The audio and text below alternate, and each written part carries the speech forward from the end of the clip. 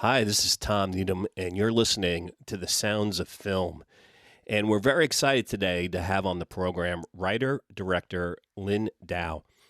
She makes her feature directorial debut with the film Bull Street, a moving Southern drama about family, legacy, justice, and the fight to protect a cherished home in a small South Carolina town. It draws inspiration from her own family's roots, and it's an incredible movie. Lynn, I want to thank you so much for joining us today on The Sounds of Film. Thank you, Tom, for having me. Really appreciate this. Yeah, such a fantastic movie, a great cast. I do understand, though, that Bull Street is deeply personal. What first inspired you to tell this particular story? My, and every time I just think of this, especially now that after writing this movie, and it's just now probably starting all over again. But I wrote Bull Street because I lost my grandma. And Tom, we were extremely close, and everything that a grandmother, is all about. My grandmother was that, but her passing left a space in my life that I didn't know how to feel. You know, Writing became a way for me to sit instead of running from it. I often say Bull Street is like my 2 hour eulogy to her. So what begins as a very personal act of healing became a story that I hope speaks to anyone who's ever loved and lost someone. Well, I have a feeling that a lot of people will be able to relate to this story in certain ways. Um, can you tell our listeners just a very quick overview of what the movie is about for those who haven't seen it? Bull Street is about land lost. Bull Street is about love, forgiveness, and the fight to protect what matters most. And so, at the center of it, Tom, is a family trying to hold on to generations of history. But the Bull Street is really about the ties that bind us together and the choices that we make for the people that we love. So I think you'll have those. While heirs property is the circumstances that brings everyone together. The heart of the film is about it's about family itself. Yeah.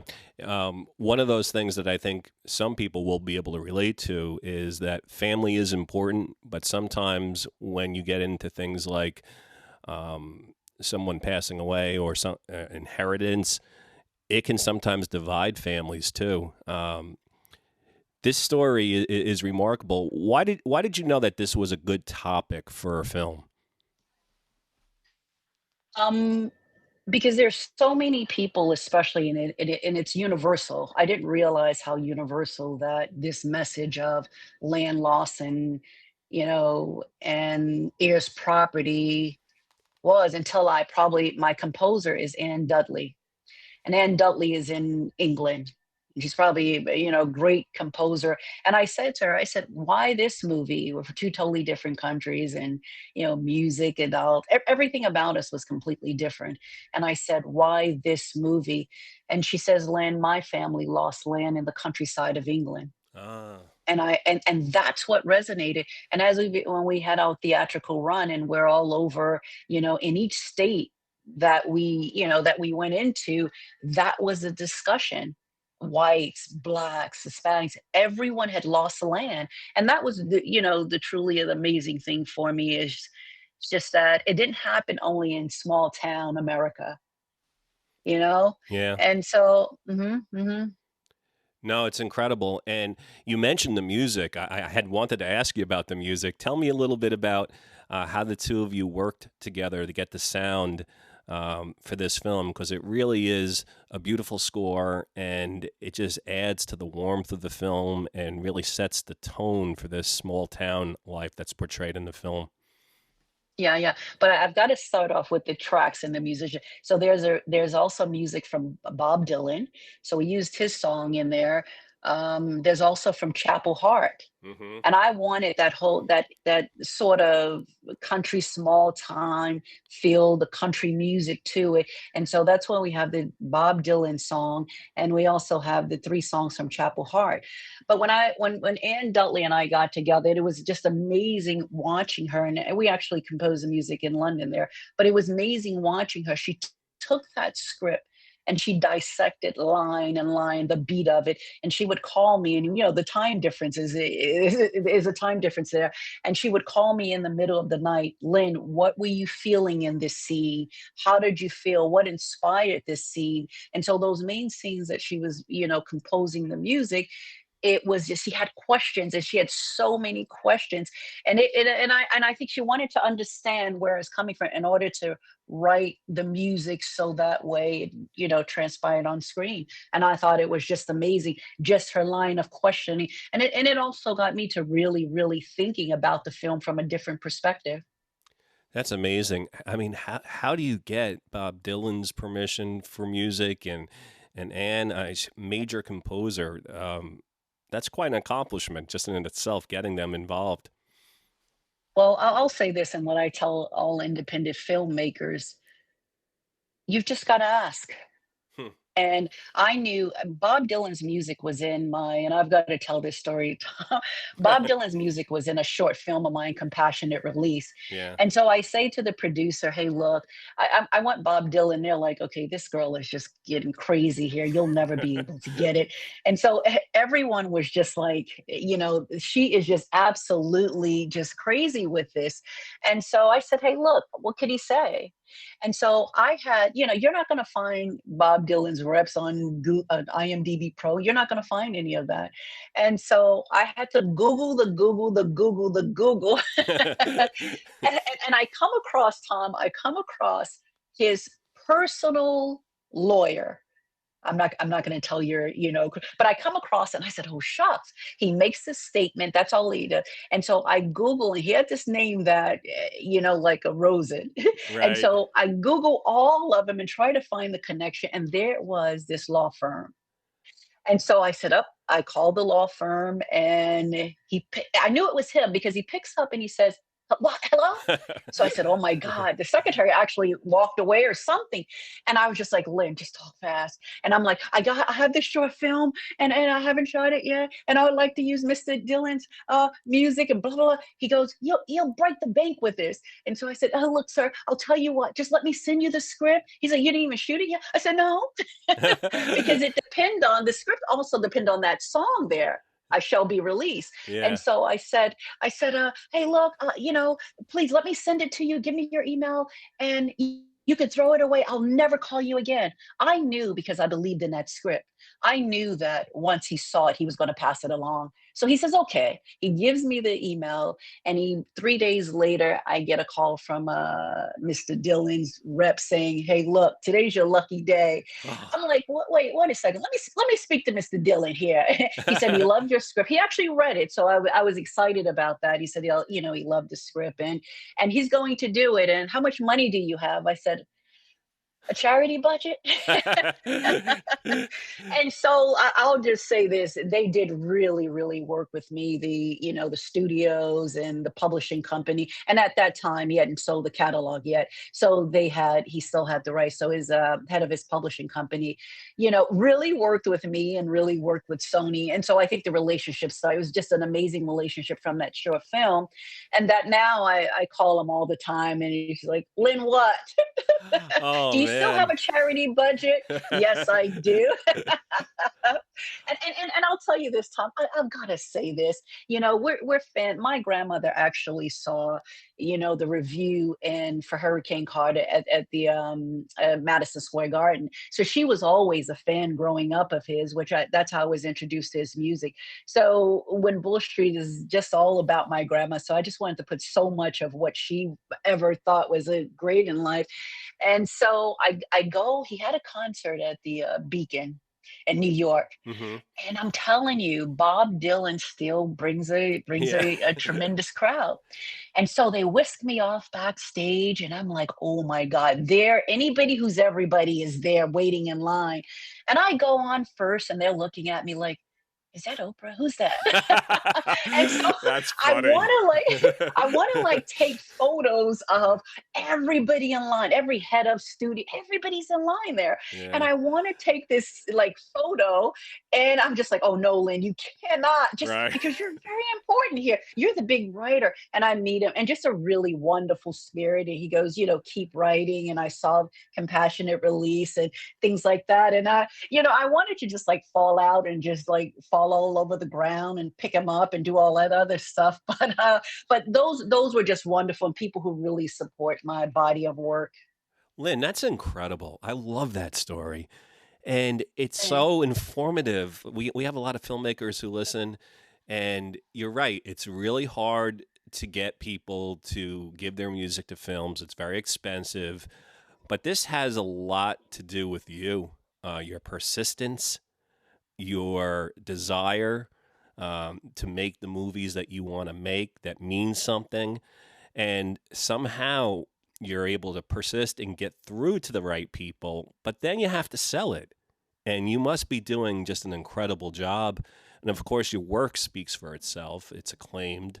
Um, but that's a fantastic story. And is that something that you've done elsewhere too, even outside of music, in terms of getting certain actors or getting your film screened somewhere? Like, there's a lot of people that have to say yes in order for a film career to happen, and you have to talk to a lot of people. Like, how do you do it? Well, I'll tell you, the very first thing is to get a partner and someone who believes in and has the same passion as you. And I actually have my executive producer and producer. She's Wendy Tannick out of Bermuda. And so you want to talk about these strange stories that we have. We met my nephew at 6'9", played basketball with her son down in Florida prep school. And so we met on the bleachers, just talking, and we get together, and we do the shorts, and she says to me, I think you're ready for the feature. And I said, it's hard raising money for a feature film. And I would say she and her family, she lives in Bermuda, she's born and raised in Bermuda, lives there, and where mom, dad, everybody lives there. And she says, we're going to do it. I spoke with my family, and we're going to do it because, I believe in this, and this is something I want to do. Her husband likes to tell the story that, he says, when you finish with the boys and get them into college, and you can do anything you want. And he talks about how she was, he thought she was going to go volunteer and just do something, but she says, no, I'm going to go to America and make a movie. And so I think that's the first thing, because you can't do anything alone. If anyone tries to tell you that you can, do all this, and it's impossible. You definitely need someone back to back with you. And I think she became that one. And we had the same dream, and we have felt the same way about the script. And we just went out there and knocking on doors. And like I said, all I can get is no, I'm sorry. And, Hmm. I just, you just get the script, but you've really got to believe in that script. It's not just something, and you've got to respect it. You've got to cross all the i's and t's, and just make sure it's a great representation of really what you want to do, and just keep pushing. Yeah. We use that word so loosely, but you just really want to keep pushing, Tom. And that's it. I've started my career in Wall Street, after graduating from Columbia University, and thought I was on my way to this law career. And just to get off for a second, I thought I was on my way to this law career, and I go and speak to this well-renowned lawyer, and thinking that he has it all. And I could just hear him say to me, if I had to do it all over again, I'll be in London with my guitar. And at that moment I said, I'm going for it. And that's what Wow. I did. Yeah, yeah. You've just got to go for it and tell yourself. And especially after my grandma, passed away, and it was just so much. And that death really took so much out of me. And when we talk about this movie, also the grief and the depression of it, what I was going through, it was just it took a quadrant of my heart. and I didn't know how to, come back from it. And so this movie is really a healing, and everyone who came along for the journey understood that pain. And I think grief is one. It's another universal that we all, and that's one of the things that Ann Dudley said that attracted the land loss, and she was extremely close with her grandmother. And so that was Loretta says the same thing. And we've got to talk about Amy, and I guess that'll be another question, but it's you've just got to, you find your way. This filmmaking thing is a journey, and there are going to be roadblocks along the way, and you just got to keep pushing. But I was fighting and remembering everything that my grandma had taught me. Some I didn't want to, and I probably was moments away from, sitting in a park talking to birds. Huh. I kid you not. Wow. And you just keep hearing those voices, and keep pushing and pushing and pushing and finding your way, you know. And so and that's what I did, and that's what it's all about. Lynn, that's an inspiring story, and I love that you actually made that huge decision to leave Wall Street and law and pursue your dreams. That's inspiring. I just want to ask you really quick. You mentioned a short film. A lot of directors, first-time directors, don't know what's the right path. Is it film school? Is it making shorts first? Uh, why were doing some shorts important for you before doing Bull Street? Well, I'll tell you what was even important for me before then is one of my all-time favorite filmmakers, and I've studied her, and is Lena Vartmuller. Hmm. That's tremendous, tremendous, and I love just her body, the influence that she's had on me, how she embraces complicated characters, and how she trusts the audience to wrestle with difficult questions. So I admire her, just tremendously. So I studied first before I even started a short film, just me and what I wanted out of characters, and just to bring true characters to the screen. And I know I did not have the experience of a film school person, and I actually spent 1 year studying under Jamal Joseph at Columbia Graduate Film School. And so I studied screenwriting under him, and that was just an awesome experience. And all the students that were there who were so advanced, and hear what they had to say, and just listening, Hmm. listening. So I did go and study under, at Columbia for, screenwriting. That's all I wanted to do. Once I got that and a couple of screenwriting courses, I did leave. I did leave. I didn't, go through the education because I thought I needed to discipline. Hmm. So I knew I had some creative talents, but I didn't have the discipline, and I knew if I got the discipline and the structure and really how to do it, I want to respect the industry and not just wake up and say, hey, look, I'm a filmmaker. Right. So I was raw with the writing.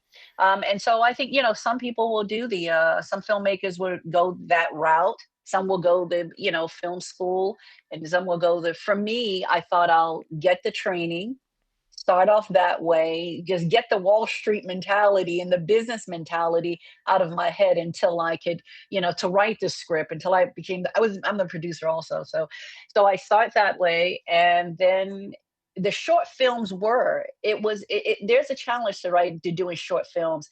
You're doing it in my last short film, It's All Right, Dad. I wanted to challenge myself before I did the feature. Hmm. That's probably my fifth short film. And what I did was I said, okay, we're going to shoot this in one day, and we're going to shoot it in New York, and we're going to do and we're going to do it in the park, and we're going to have all these challenges. So I was like making up all these challenges for myself, and how I would get out of it, because that's the thing, you think you're going on this set, and anything that can go wrong will go wrong. And we were in the park in my first and my last It's All Right, Dad, which Bob Dylan's music is in that also. But Amazing. it's yeah, it was in there, and here comes the park ranger.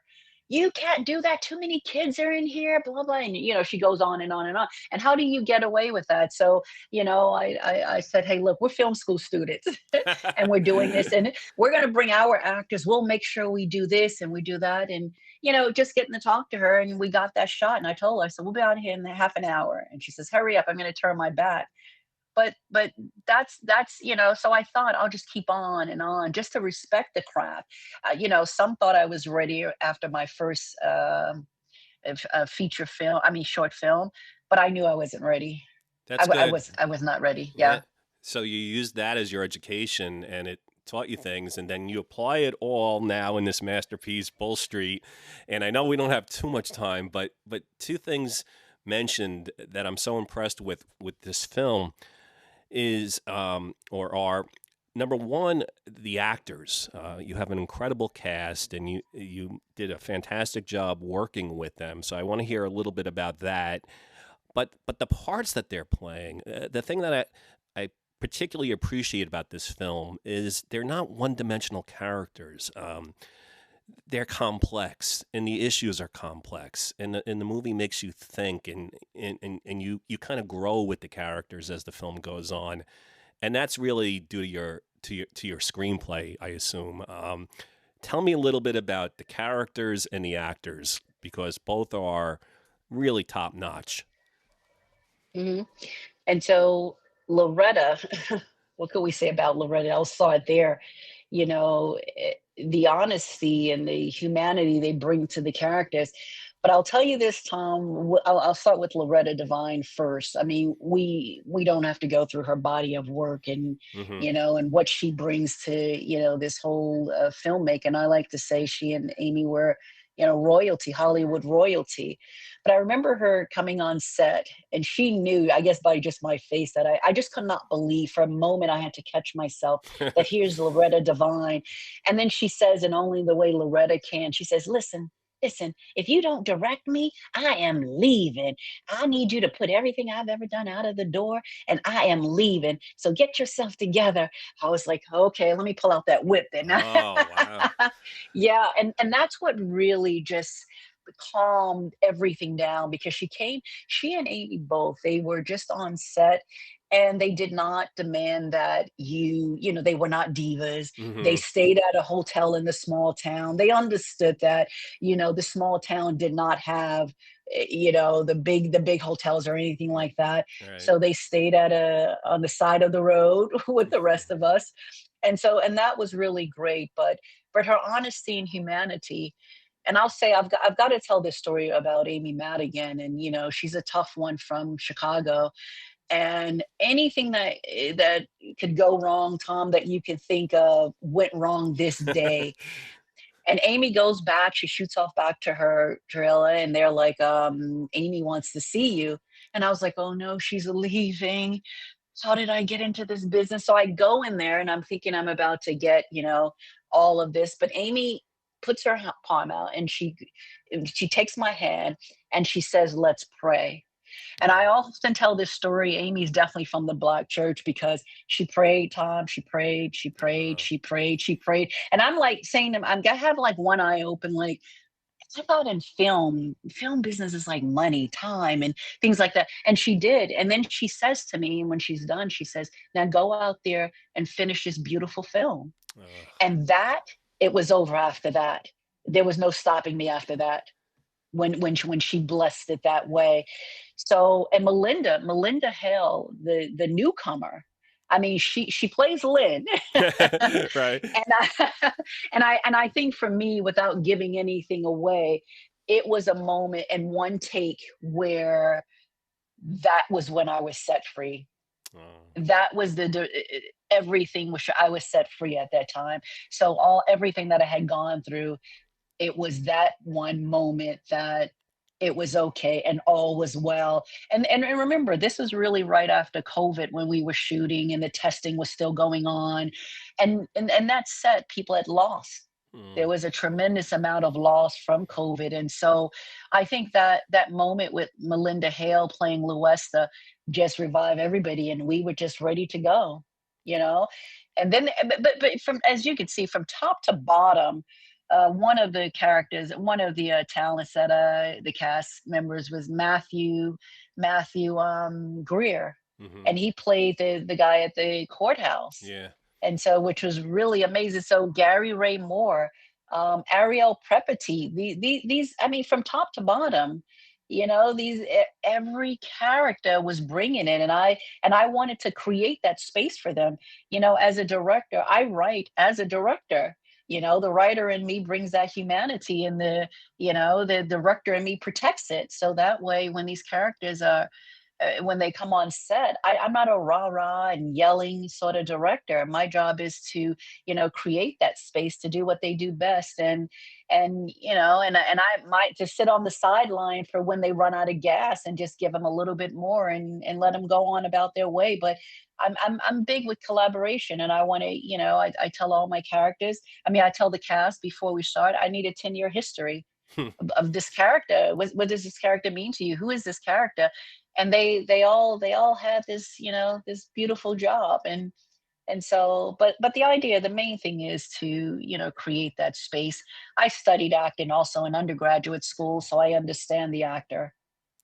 Well, it certainly comes through. This is a special film. Like, there's not a lot of people making movies like this now. Just a great story, great characters. I want to congratulate you, Lynn. You just did a wonderful job here, and I'm really hoping that a lot of people go out and see Bull Street. Is there a place online where you want to direct people to, where they can learn more about your film and where it's going to be playing? Sure. So the website is Amazon Prime Video. You could see it there in Fandango at home. The website is bullstreetmovie.com. And social media is Bull Street Movie on all platforms. But just really, go to your Prime Video and rent this movie, and buy this movie, and share it out and make comments. And I love getting on there. Wendy and we get on there, and we comment ourselves. I didn't want, because this film is so personal. I don't want anyone else commenting on social media. I just want it, and anyone. I don't care if you have something negative to say, but come and comment, and tell us what you think and why this movie. One of the things I love about this movie, Tom, it's fair. Mm-hmm. It's not Southern white bashing. Yeah. It's fair, and I think that sometime I get people think and believing it's a you know white Southerners bashing blacks, but it's not that at all. It's not. It's fair. I like to say this movie is fair. It's fair to everyone, and I think that we all go through it. So watch it at Amazon. It's on there, Amazon, Prime Video, and you can get it there. And let us know what you think. Come back to social media, Bull Street Movie, and tell us what you think.